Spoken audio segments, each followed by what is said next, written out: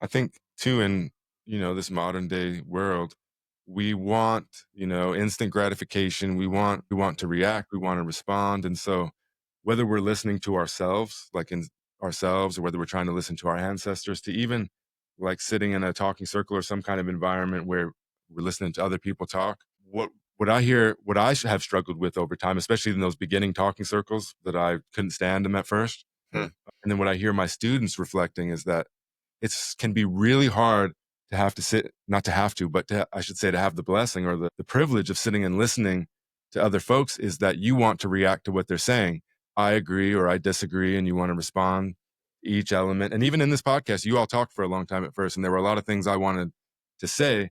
And so Hmm. it takes a level of humility and patience to just, hey, it's got to unfold this way. It's not my time right now, et cetera, et cetera, et cetera. But I guess what I'm trying to get at is that we have to, I think a big step along the journey of the growth is that ability, right, to be able to listen without any kind of reaction. And it's hard, and it's something that takes practice. But whether I'm listening, whether I'm in some kind of meditative practice, Hmm.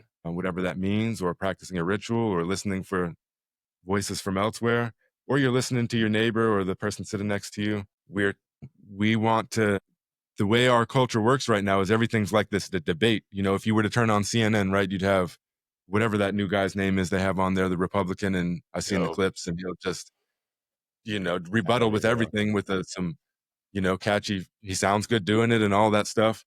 Instead of, I wonder what it would look like if what we consumed in that regard was them sitting in a circle and actually listening to each other without reaction. And we heard their perspectives, and we heard them speaking from the heart, from them unburdening their heart and sharing their intellect and all of that stuff. Hmm.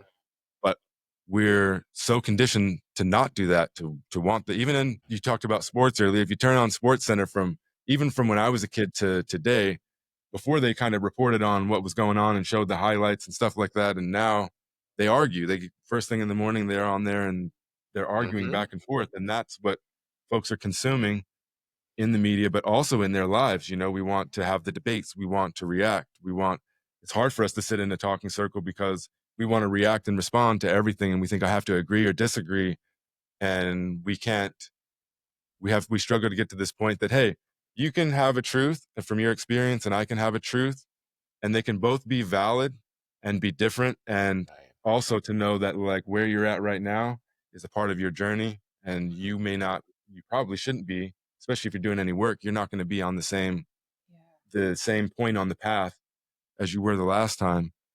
But we can never get to that point, or shouldn't say we can never, but we have a really hard time getting to that point because of this being distracted and Yeah. the reactive nature that we're conditioned for our brains to work in.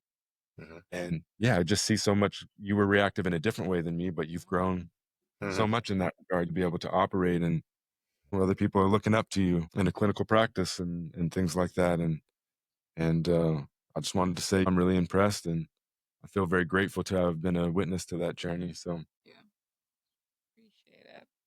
Yeah. Yeah.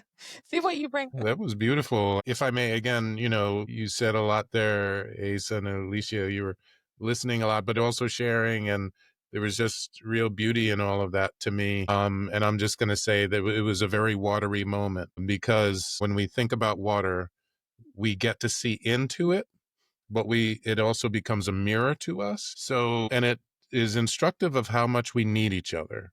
We need each other as mirrors. We need to be able to see each other. That's why when anything happens between each of you, when someone says something, well, this is what I saw, or this is what I saw in you at that moment, good, bad, or indifferent, or whatever. It's like, oh, yeah, right. That makes sense. You do see me. When we look at our environments, when we look at talking circle and say, oh, wow, this really validated me.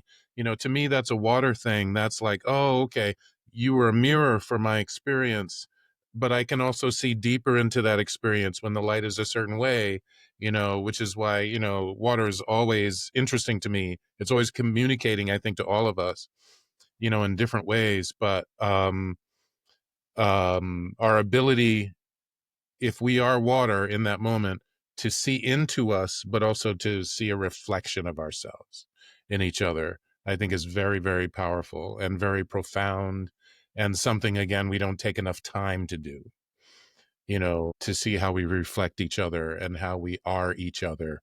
And, when one of the powers of water is that when one water molecule gets near enough to another water molecule, bing, it unifies. And that's one of the characteristics of water in the Dogma cosmology is the characteristic of unity, that water does that. You put a couple drops on the table, you draw a line from one to the other, it becomes one drop because it's trying to be together. It's trying to hold together.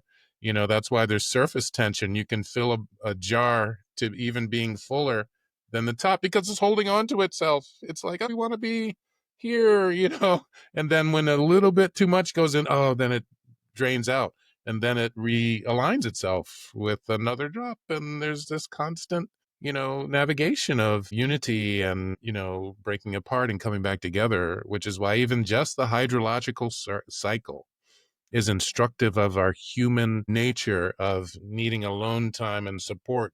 Like in the ocean, we're all together, and then we gaseously go up into the clouds. And, I'm telling you, just go into that, read I always love the Usborne books, these textbooks for children.